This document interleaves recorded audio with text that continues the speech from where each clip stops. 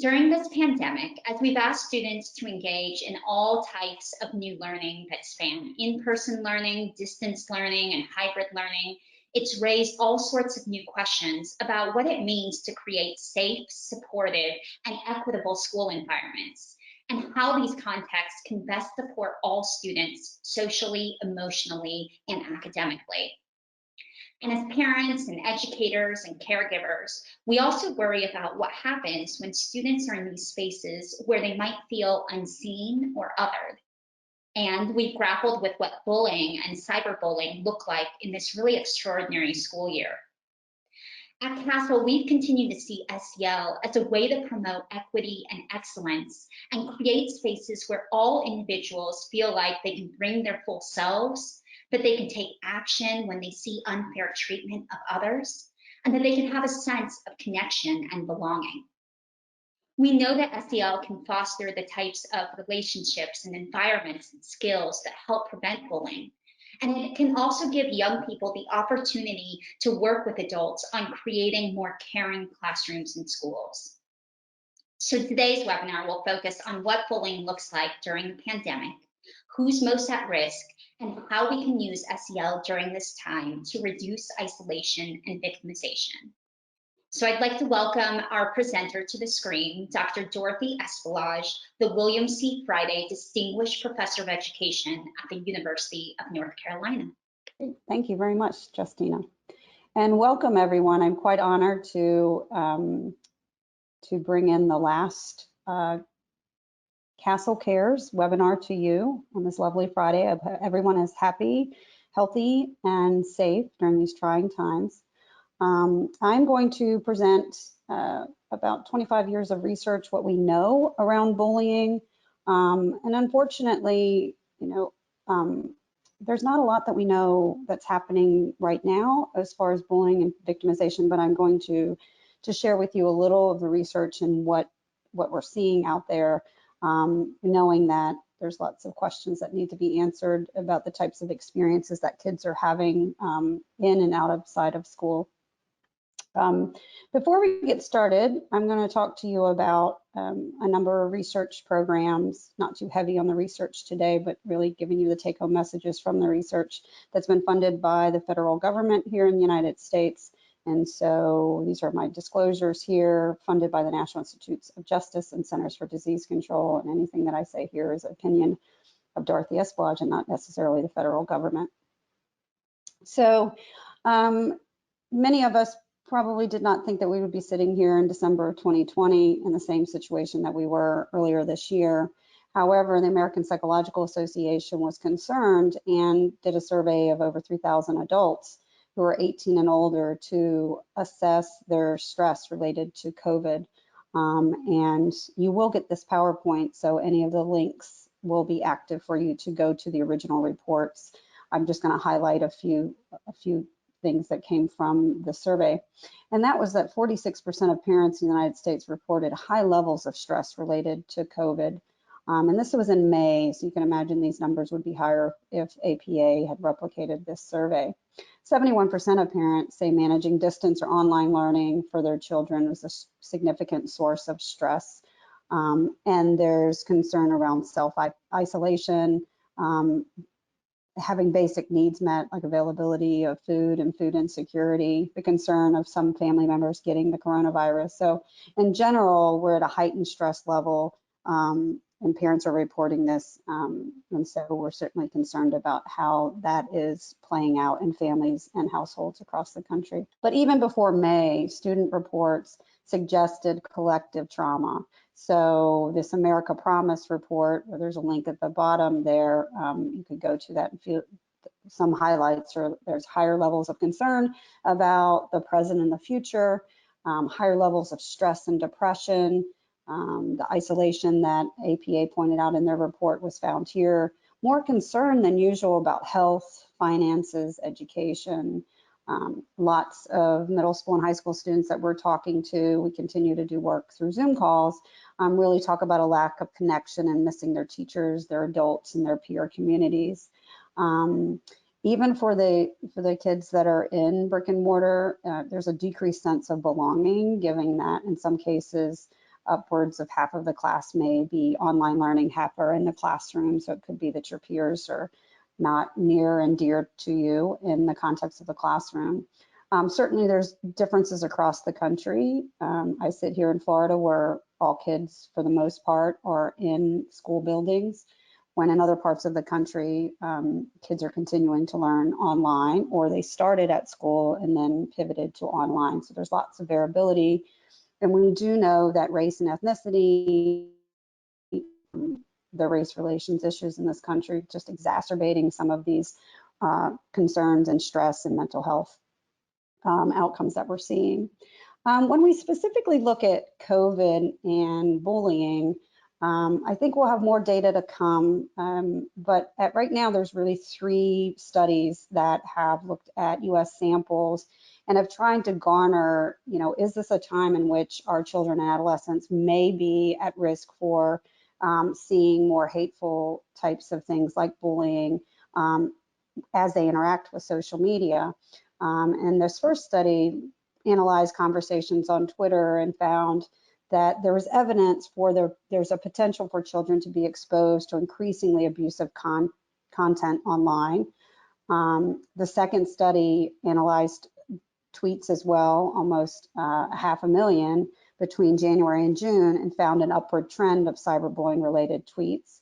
This certainly isn't causation, but it does give us pause and concern for what our kids and our students are being exposed to. This final, which is somewhat, and I really want us to pay attention to this study. So they surveyed 22-year-olds, but this was an ongoing longitudinal study. So they had data on what these 20-year-old, what they look like when they were 20 years old. And what this found is those that had experiences of bullying victimization in their past, whether it was in adolescence or before in their childhood, that pre-pandemic social stressor of bullying victimization placed them at risk for an increase in emotional distress during the pandemic.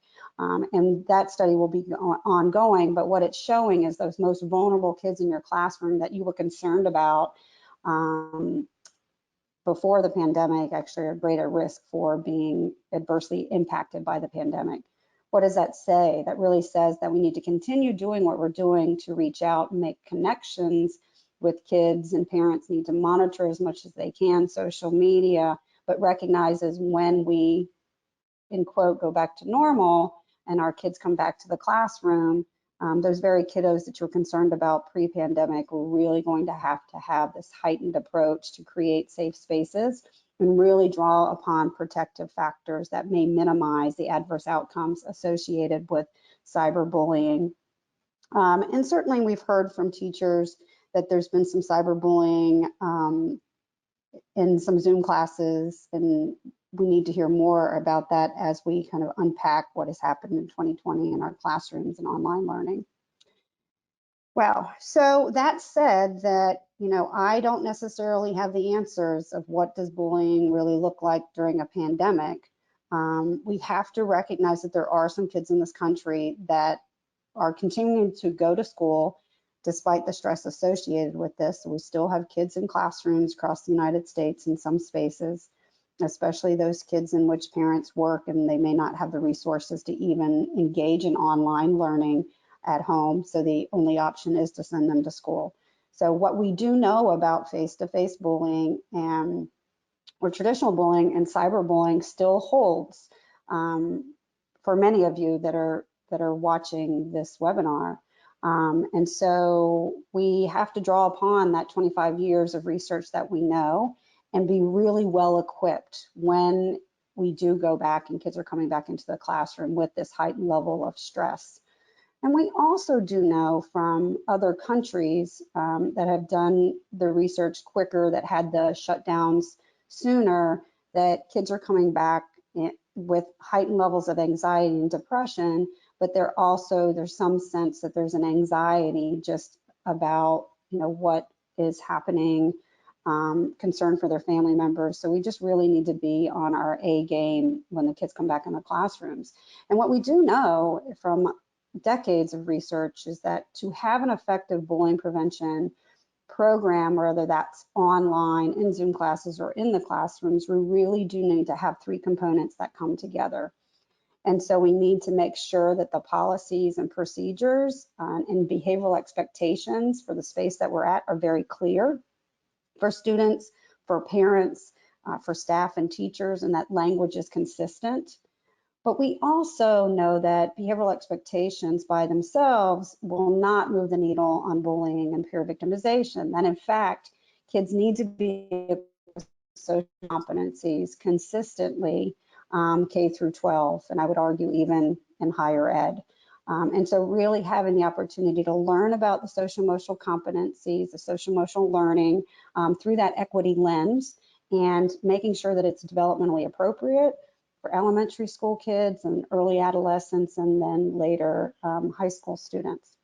But we're also realizing that even the combination of a behavioral expectation and really giving kids the social emotional competencies to prevent conflict, to manage conflict, and de-escalate conflicts that might then escalate to bullying, we also need to be very, very strategic in training all the staff and the teachers, and I mean everyone in the building.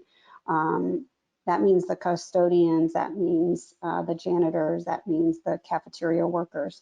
When these three things come together, this is when we have more success in reducing bullying and peer victimization over time. But we also increasingly, the field of bullying prevention is moving toward really fostering protective factors. We have identified risk for many, many, many decades. But here we're trying to understand that just because you don't have the risk, it doesn't mean protection is there. So we're really drawing upon what are those protective factors to build resiliency, and certainly social emotional competencies and social emotional learning is one way to do that. But it really needs to be embedded within trusting relationships, positive school climate, really focusing on students' well-being and fostering pro-social behavior among the peers, and then supportive schools.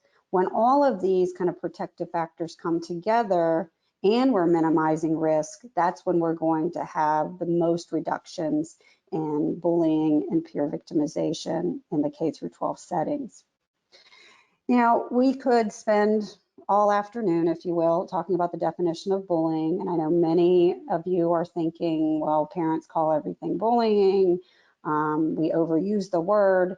I just want to remind us that bullying is a unique form of pure aggression that does involve a real or perceived power differential, and that power differential can vary from context to context. It could be size, it could be how much money your family has, it could be all types of issues, but it also could be perceived that I could be a target of bullying and feel that I can't defend myself, so that could be the power differential. It could be that it's more popular kids that are targeting me with bullying as well. It's different than normal peer conflict also because it is repeated or has a high likelihood of being repeated. So it's very proactive. The group of kids that engage in bullying often seek out those other students that may not be able to defend themselves, that may not have the peers to support them in that process. And once they identify a target, they tend to repeatedly go after that target. And so when it's a one-off pure conflict, it doesn't tend to be seen as bullying. So we're really looking for that ongoing repeated nature. And we know from research consistently that when children are chronically victimized through bullying and they feel that there's a power differential and they cannot defend themselves, there is this sense of being intimidated, demeaned, and humiliated. It stays with them for a very long time. So recent research is showing that victims of bullying 30 years later may have some mental health challenges, and perpetrators as well. So we want to be concerned that this is unwanted aggressive behavior, and we want to look for this frequency and power differential. Our data before the pandemic really showed that 15% of kids were chronically victimized through bullying. 17% are these ringleader bullies. So bullying tends to happen in a group, and there's usually a leader in that group that's displaying this behaviors, and then the bystanders kind of go along with this. 8% of those kids, when we survey 3rd through 8th graders, actually are victims and aggressors themselves. And for many of you that work as practitioners, as social workers or school psychologists, this is the particular group that you will see in your office often, and we're concerned about their mental health outcomes. So we really want to think about protecting all of these kids, with the most vulnerable being those kids that have been victimized that become aggressive themselves.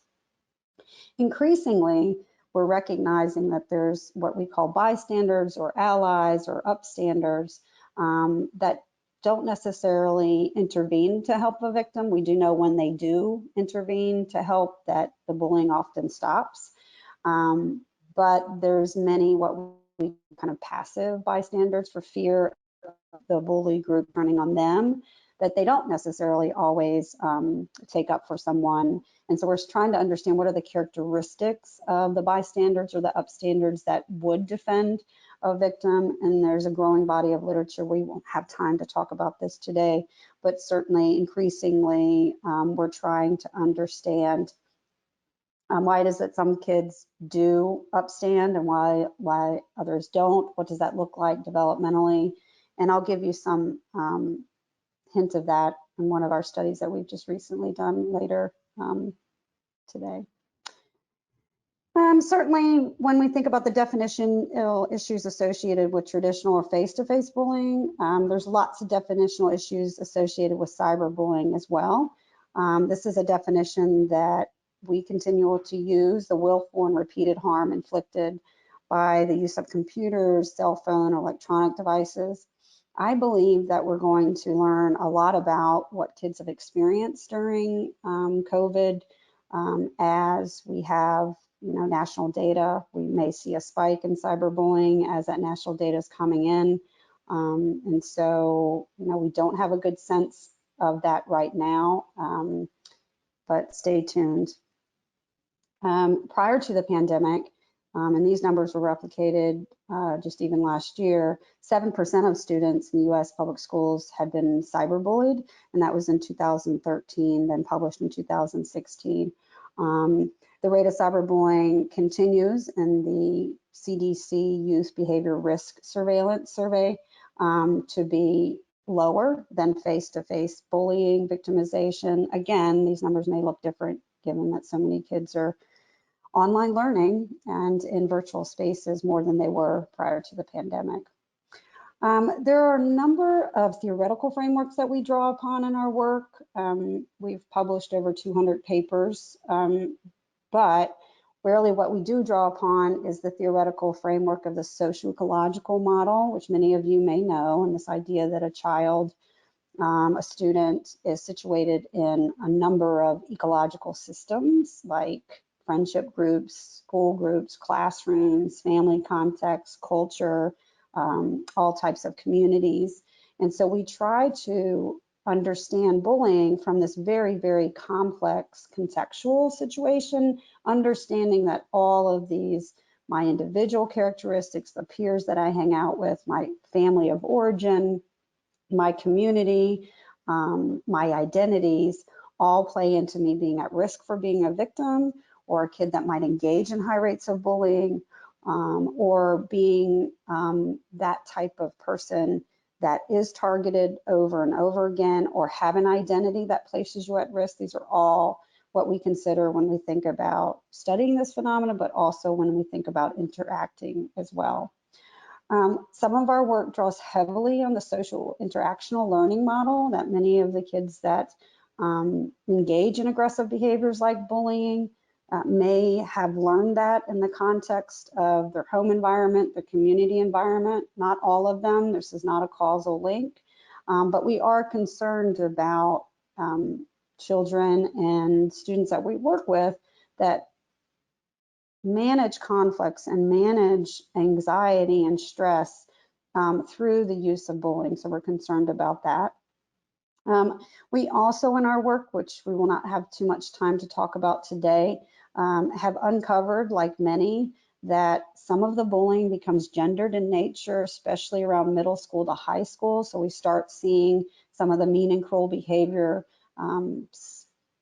almost slip into this sexual harassment the use of homophobic epithets, and those seem to be that those are some of the consequences associated with the garden variety bullying that we see in our schools. So if you're doing this work, we really, if you're working with middle school and high school students, understanding that the homophobic language that we encounter, the sexual harassment that both boys and girls experience at that time, is associated with bullying involvement, and we should have those conversations around masculinity. And again, any of these things that I mentioned, if you want, and certainly reach out to me and you will get this slide deck, but we've written quite a bit in that area, understanding that there are more vulnerable populations than others. So really where we're trying to work in the space now, especially during the pandemic, is to understand how do we counteract all the stress and anxiety that kids and their families are managing on a daily basis. And for us, even pre-pandemic, we were starting to think about 4 very important protective factors. I have to say, in almost every paper that I write, looking at bullying or other forms of aggression, school sense of belonging, school connectedness, school engagement seems to be one of the most potent protective factors associated with less victimization, less bullying, more pro-social behavior, better academic outcomes. And this is where you should pause, because you're thinking, what is happening to those kids that are not necessarily during this pandemic feeling this connection, either because they're not in school or those types of things that are happening. So school sense of belonging, we will really want to have this beautiful school climate and openness where kids can have trusted adults and relationships, because it really is a buffer against victimization, bullying, and other adverse outcomes. We also consistently in our work, seen as we design intervention and prevention programs and evaluate social emotional learning programs that really address empathy and empathetic concern and perspective taking towards others, we see a reduction in victimization and bullying. The third is parental monitoring. And this one, parental monitoring as a variable has been studied for decades. For 50 decades, we know that kids fare better when their parents know where they're at, know their friends, have open communication, have appropriate disclosure. And I think when we think about the times that we're in now, this is oh so important. And I know that parents have said to me during this time, well, Dorothy, that's interesting. I'm doing the online learning, I'm helping them during the day, and the reward is that they get to have some screen time where they're not monitored. And I say, like, that is the time where you just become a little bit more hypervigilant to know what they're doing in social media, especially when you think about the data of the increase in the upward trend of mean and cruel behavior, cyberbullying now during this pandemic. And then social support. So we find consistently that social support, whether it's from peers, family, trusted adults, really does buffer against bullying, perpetration, and victimization. So when you think in the space that you're working in, how do you bolster that? And for us, one example that we tried to get at least 1, 2, and 4 here is when we're doing Zoom calls with our high school students that we used to meet with face-to-face, so the upstandard group, say at a high school in Illinois, we have openings that we'll say, kind of getting to know one another, what their stresses are. We allow that space to talk through, to bolster that sense of connection, empathy for what others are dealing with during this pandemic, as well as social support. And sometimes that means that you might not get to your agenda right away, but you get to do some connecting. And one activity that I've learned from my students is the rosebud thorn. And this is where you talk about something lovely that you're happy about. It's a rose, and something that's developing that you're very excited about, the bud. And then something like the thorn that is just something that you're worried about, that And that just builds in this real sense of connection.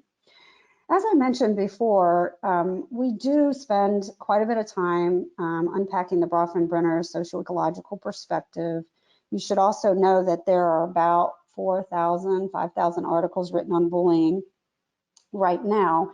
So we're not going to talk about all of that, but to understand that an individual's behavior, a child's behavior, a student's behavior in your classroom can be understood from their own individual characteristics, family dynamics. We talked about parental monitoring, the peer influence, especially during middle school and high school years, the school climate, the broader community, the broader identity embedded within those communities, and then society in general. And all of these interacting give us some sense of how it is that someone becomes a target of bullying and how it is that some kids engage in these types of aggressive behaviors, which is influenced by all the interaction here.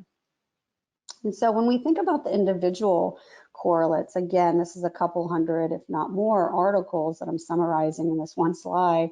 But we do know that kids that are targets of bullying are at risk for depression, anxiety, and even suicidality in some cases. We know that the kids that engage in high rates of bullying have low empathy. Those that are more pro-social have higher empathy.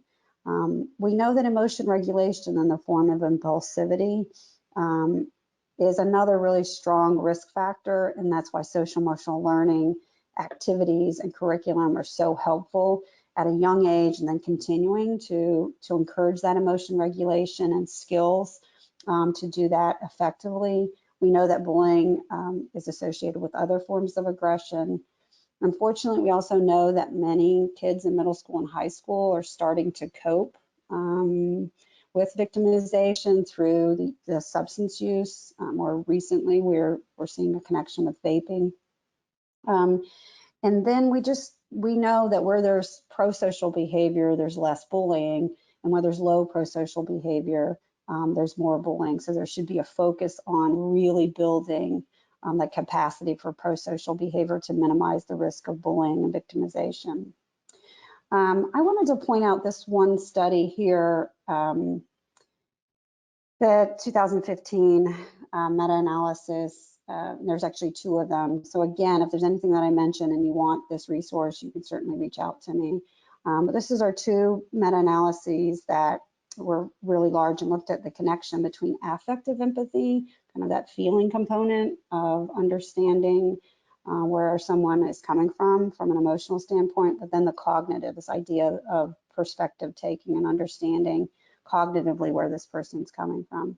The relation was a support of lower levels of empathy, higher bullying. So this really, and this is a meta-analysis which summarizes lots of studies, so a total of 38 studies on affective and 24 studies on cognitive. And so affective empathy seemed to have the strongest relationship. So how do we really get kids and students to understand one another and to feel empathy towards someone else? When we do that, when we achieve that, there's oftentimes less bullying that happens. Amanda Nickerson and her lab also then followed this up and found that empathy was related to that defending behavior that I was talking about before. So the question is, why do some kids defend victims of bullying and why do they not? And it appears that empathy is playing a very critical role here. And so the take-home message here is that we need to really think about targeting and continue to do this. Like many of our bullying prevention programs have that component. Our social emotional learning programs certainly target empathy, but also reducing the attitudes that are supportive of youth engaging in these behaviors. So in that combination, increasing the empathy toward a target, but also at the same time having attitudes that are supportive of pro-social behavior, not necessarily of aggressive behavior. As we move, so I've talked about these individual characteristics, especially playing into the research on empathy. There's others that I could talk about. We're going to move into the peer context of the social ecology. And I'll show you another meta-analysis. Now this meta-analysis is about 10 years old, but still applicable to my point here. And there's 153 studies in this meta-analysis, and they found, of course, that youth who engage in high rates of bullying toward their peers have significant internalizing behavior, some challenges in the social competence domain, again, supporting social emotional learning approaches to bullying prevention. That family police showed up here, characterized by conflict, again, going back to the social interactional model there. But the one thing I want to pay attention to is that if in fact, and sometimes I do this pretty simply, so they found a moderator of age in the relationship between peer status and bullying. Put it this way, very simply, if you ask someone, a student in elementary school, K through 5, who the bullies are in the classroom and who they want to be friends with, they name different people. The minute you step into a middle school and you ask a middle schooler, who are the kids that engage in high rates of bullying in your school and who would you like to be friends with? They name the same kids. What does this mean? It means that those kids that engage in high rates of bullying tend to be rejected by their peers up until the 6th grade. And then some of them, kids that engage in high rates of bullying, that are liked by adults that can turn this behavior on and off, actually enjoy high social capital. They tend to be popular. And so why is this important for you to know? And it's important for you to know because what you're doing for bullying prevention in elementary school has to look different in middle school. If you have the peer group in some ways taking care of that behavior, so they're not tolerating bullying, and they are rejecting students that do that behavior, they're sending a message that that's not going to be supported. In middle school, if you engage in high rates of bullying and it works for you, that you become popular, that other kids want to be friends with you, we have to think about how do we get those kids engaging in high rates of bullying that have the social capital, that are popular, how do we get them to work with us to change that climate such that that behavior is not appropriate and is not supported in that climate. Again, just what we're doing in K through 5 cannot just be dumped into middle school. We need to think developmentally about this and what is maintaining that behavior. This is more support for this, where we found birds of a feather flock together. And these are middle school students. So if you join a middle school group that engages in high rates of bullying or homophobic name calling or sexual harassment, you will become like them over time. So when a kid comes to a new middle school, joins a particular group, they're new to the school, this group's normative behavior is to make fun of other people, that new kid in the school will become more like them. So there's a selection, they join together, then they're socialized into this behavior. On the positive, proactive side and protective side, that if that new student in middle school joined a group where the norm was to be helpful and pro-social and to intervene when kids are mean and cruel, you'll adopt those behaviors. So it can go both ways. Why is this important? This is important because we have to involve middle school and high school students in our conversations, and I mean genuinely and authentically, about the bullying prevention we want to do, because they're aware that there's certain groups of kids that are popular that do this, and many kids do not want to be the target of bullying, so they may go along with this. How do we shift this norm such that the social norm is not being mean and cruel, but being helpful and pro-social? And we have to elicit the peers to do this. It's not as simple as bringing in a program and hope that they'll come along, but really having good conversations over time. When we move out into the context of family and school, I can summarize these couple hundred articles here that a healthy family looks like a healthy school. A challenged, unhealthy family looks like an unhealthy school. So where there's a lack of supervision or a lack of attachment, negative critical relationships, a lack of discipline and consequences for bullying, even support for violence in our schools and our families, or modeling of that violence, you're going to have higher rates of bullying. But again, healthy family looks like a healthy school. So when we have interventions that increase supervision, that really draw upon that protection of attachments, of minimizing that negative critical relationships and drawing upon the trusted adults, and as everybody in the school and the family comes together to create a different type of interaction, then we can reduce bullying over time. And, you know, part of the family context, and we talked about this before, is really understanding, especially in this social media time, where your kids are at, who they're hanging out with, even if it's virtually. We know that bullying perpetration is really when there's more bullying, received parental monitoring. And so again, just being hypervigilant, having the conversations, putting down the technology, even after this webinar, sit down and have conversations with your teams. And so this is a paper that was just published this year, pre-pandemic, but we did find that the parental monitoring goes back and forth, that it's bi-directional. And so we also found that that transition to high school is really a pivotal time. So it's the same time that your adolescents might be pushing away a little bit and isolating. It's the same time to pull them in, really talk to them, have a sense of parental monitoring in the form of disclosure where they feel comfortable when things happen online. We continue to hear that kids will hide some of the negative experiences they're having online for fear of having technology taken away. Let's take that off the table such that they could talk to you, and just know that conversations will help them work through some of those scenarios.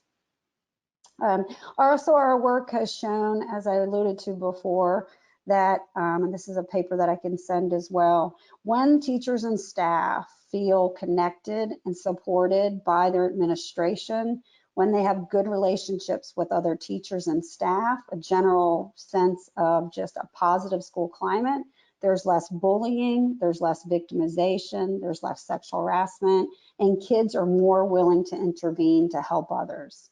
And so when we think about social emotional learning is also at the school level, at the staff level, at the teacher level. It really is the milieu that's positive and supportive. When the teachers feel safe, students feel safe, and all working together. So the school climate literature, in some cases, I've done some work with Dr. Jonathan Cohen, where we have proposed that bullying prevention should be seen as a school climate improvement process that involves, when we go full circle, what I was talking about before, the policy, expectations, competencies, and ongoing training and building of that climate. And that's going to maximize your reductions of bullying in your schools. I put these slides in just to let everyone know that there was an update to the 2011 meta-analysis in 2019 that showed victimization rates will be decreased in your schools if you use non-punitive disciplinary methods, something like restorative justice and practices. If you have parents being trained using multimedia, doing cooperative group work with the kids so that they can develop that empathy, that sense of connection. Remember, that reduces bullying, perpetration, and victimization.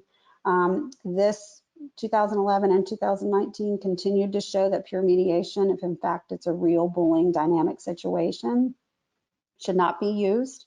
For perpetration, you need all of these: parent training, improved playground supervision, classroom management, teacher training, cooperative group work seems to resonate and come to the top here for effective bullying prevention programming. And most of these programs are less effective in the US and Canada, largely because our system is just more challenging. We're a bigger country, and it's a matter of implementing with fidelity and sustainability over time. And when these types of efforts, whether it's social emotional learning or another approach, when they're embedded within the climate and the culture and into the academics, then we see longer sustained effects in those social emotional learning programs. And so, you know, in the bullying prevention for a really long time, we thought we had to just talk about bullying prevention and have these guidelines, but then we realized through the research that bullying co-occurs and has, you know, co-occurs and predicts other forms of aggression. It co-occurs with risky behavior. Then we're back to this overlapping risk and protective factors model, which lends itself nicely to the work that many of us do in the social emotional learning approaches to bullying prevention. I'll just very quickly go through, this is our first randomized clinical trial of the second step middle school program. And this was a randomized clinical trial where we followed about almost 4,000 sixth graders for 3 years. And some of the kids were in the 18 intervention schools, others were in the 18 control schools. But if the kids in the 18 intervention schools actually received 42 lessons of social emotional learning designed specifically for middle school students. And what did we find? In those middle school years, we had reductions in physical aggression, bullying, cyberbullying, homophobic name calling, and sexual harassment, and greater reductions when teachers implemented with fidelity and engaged in the program as they were as academics. So they prepared the lesson and troubleshooted in a team format, much like they would do for other academic content. Then we tracked these kids into high school, and we actually found a mediating effect. Those kids that were in the intervention schools during middle school had an increase in school belonging, which should sound familiar because school belonging seems to be a very, very potent protective factor. And then we had reductions in all forms of perpetration into high school for these kids that we followed over time. And so school sense of belonging seems to be the ways in which social emotional learning is intervening to reduce the likelihood of perpetration almost 6 years after the intervention was started. We also are one of the only labs in the country that have really strategically, one, identified that students with disabilities are at greater risk for bullying, perpetration, as well as victimization. But we also included them in our trial, and we found that kids who identified with a disability, that had a disability, were in the control schools, or actually bullying perpetration went up. Those in the intervention schools, there's a prevention effect in that their bullying perpetration went down. What I don't show here is that students with disabilities that were in intervention schools had a letter grade point higher in the report card. So on average, they went from a D to a C.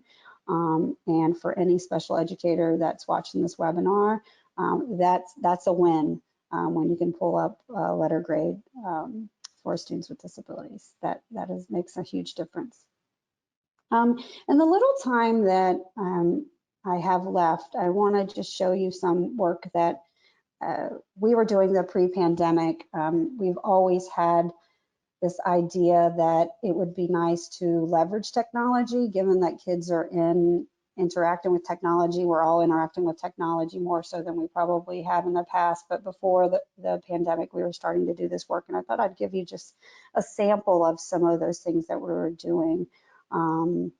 One was we started to hear from middle school and high school students that the programming or the ways in which the adults were addressing bullying prevention really didn't include their voice. And we started to do some school safety work and bullying prevention work and started talking to the middle school kids and high school kids. And they felt that the adults in the building needed to do a better job of promoting school connectedness and a positive school climate.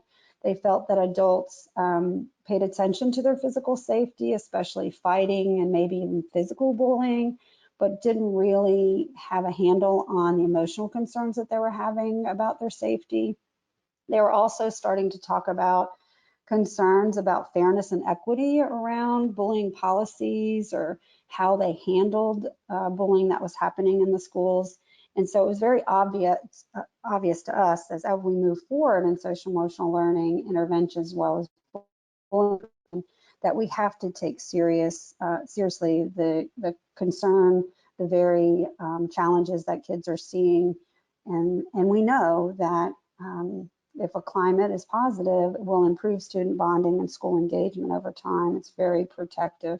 But to do that without the voice, the youth voice, we're going to continue to struggle to see the reductions of these behaviors. And so just very quickly, we were funded by NIJ to create what we call a reporting app, if you will, technology. We created this with high school students, focus groups, and user testing. They came up with the name, the Advocator. They can report emotional and physical safety. They can report positive things that are happening in the schools. And so that's just one example. We just completed a pilot during the pandemic and found that we had significant reductions in bullying and peer victimization and a sense of community with this app called Advocator. And we have lots of information. We had to pivot and do this work mostly online. So we have 11 briefs that range from race relations to protecting your child on social media. So I can make that website available for all of you. As we think about empathy, we are always trying to think about the basic literature, but also to come up with, are there better ways to try to increase empathy related to those kids that are targets of bullying? So we teamed up with Google VR and created a virtual reality experience for middle school kids. And then we created a curriculum called Stand Up. And so we had 6 sessions that were delivered by study staff members in our pilot. And then there are 3 embedded VR experiences. Focuses on the feelings of the victims, the role of messages youth get about bullying, and being a change agent, so really being that upstander, if you will. And so we did a small pilot of this VR experience with 7th graders in the state of Illinois. And we saw significant increases in empathy and willingness to intervene in this very short 6-week intervention. We did not and really didn't expect that we would reduce bullying behavior. The youth really enjoyed the 5 to 6 minute VR experiences, but were not as keen to the curriculum. And so we are trying to get some support to continue this work. Another example is we've drew heavily on the social emotional learning components outlined by CASEL and developed for middle school kids a text messaging program called Bully Down, where we send text messages that teach empathy and perspective taking and conflict management. These text messages were co-created with 6th and 7th and 8th graders. And our pilot test indicated that kids liked it. We were able to enroll a number of kids in the social emotional learning. We reduced the number of bullies in the small pilot, which is very encouraging. And we're just hoping to get funded to make this available. I think during this time in the pandemic, this is the ways in which technology can be leveraged. This is very encouraging. That we can still have social emotional learning happening, even if kids are not in the classroom, but we can go to them. And many of the middle school kids that we work with to develop this actually like this idea because they can respond to the text messages without necessarily doing it in a role play in a group setting in the classroom. And sources of strength really is this idea of protection. And it's based on the approach that we go in and we train the high schools to be peer leaders and for them to send the messaging of hope and protection and sources of strength and very innovative, interactive, and kind of strength-based approaches. They use incorporating storytelling, small group sharing, and games. They meet like a student group with a faculty advisor. And there's 8 protective factors from faith to health to all types of protection that make us as resilient. And those messages are spread through social media campaigns, student campaigns, all types of things that the peer leaders themselves, the high schoolers, work with their faculty advisor to push out. This is on the National Registry of Evidence-Based Programs, largely for suicidal ideation among high school kids. But they also found in this trial that there was an increase in connectedness to adults, school engagement, increase in likelihood to refer a suicidal friend to an adult, more positive perceptions of adult support, greater acceptability, a decrease in the stigma of seeking help, and then largest increases among students with a history of suicidal ideation. I'm going to conclude just by saying that, I'm very optimistic that we are finding that prevention programs with a particular focus on social emotional learning, and one that promotes school connectedness, does have a great potential and has shown reductions in bullying and victimization. And as I've alluded to before, even gender-based aggression, which is becoming more prevalent in our middle school and high school samples. It seems as if the effects are strongest for younger kids, and I think that's largely because that's where a lot of our programming is. I'm optimistic to think that if we start engaging with our middle school and high school students more authentically and genuinely in this process, that we'll be able to figure out how it is to move the needle. Certainly in our work, we found that by 7th grade, the messaging and bullying prevention may not be the right target, that it may be involving the youth more to take ownership, if you will, in school climate and setting expectations for the adults in the building to do the same. When we think about bullying as a precursor to other forms of aggression like sexual harassment in middle school and gender-based bullying in high school, staff matter and staff need to be trained.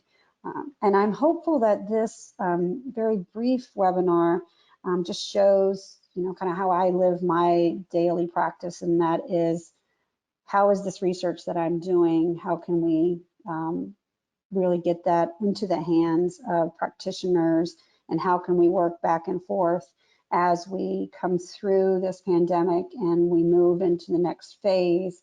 I think it's going to be critical for all of us to work together to narrow that research practice gap, but continue to focus on protection as we move forward in the form of social emotional competencies. And so I thank you very much. So thought I was done, but we're going to do some key takeaways. So we want to say that there are open lines of, we want to say, these are the things that I keep saying, and I've been saying this since March. And I believe that it has been helpful in some circles. And this is really keeping open the lines of communication for kids and adults, to know that any of their concerns and their feeling are normal and valid. Really push your schools and yourself to think about the resources to support youth. There's lots of resources. CASEL has a lot on their website. I encourage you to go to them and really think about how can we build that protection and bring SEL programming even to kids that are in virtual learning spaces. How about modeling self-care yourself, watching for behavior changes and keeping communication open around anxiety that you might be seeing. We need to help students and parents outline their expectations for virtual learning, and you'll hear that from parents that they've had to really modify their expectations. Maintaining social connections, and there's been so many interesting, creative things that parents are doing and teachers are doing, and it's wonderful to see. Thanks so much, Dr. Espelage, for those great takeaways and the really informative and thought-provoking presentation. We wanted to just take a few minutes to ask you some of the questions that were submitted by our participants today. So let's start out, I think, with what's really top of mind for a lot of folks right now, which is, as you're talking about some of these takeaways from the research, how do you think about it in terms of its relation to distance learning and, in particular, the roles of upstanders at this time? How do we think about things like empathy and belonging across remote contexts?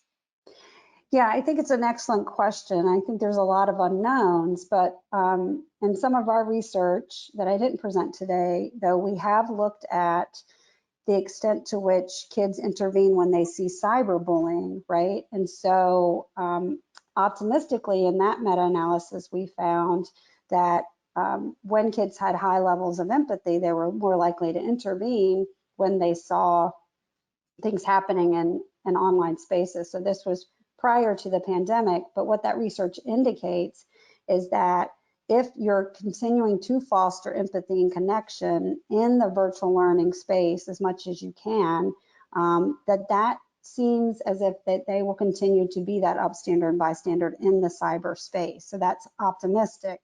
Now, I think when you talk to teachers that are in the field, and many of you are doing this right now, they've had to modify their own expectations, because sometimes when they think they're going to get through a certain lesson or certain content, there's classroom management or Zoom management issues that they have to address.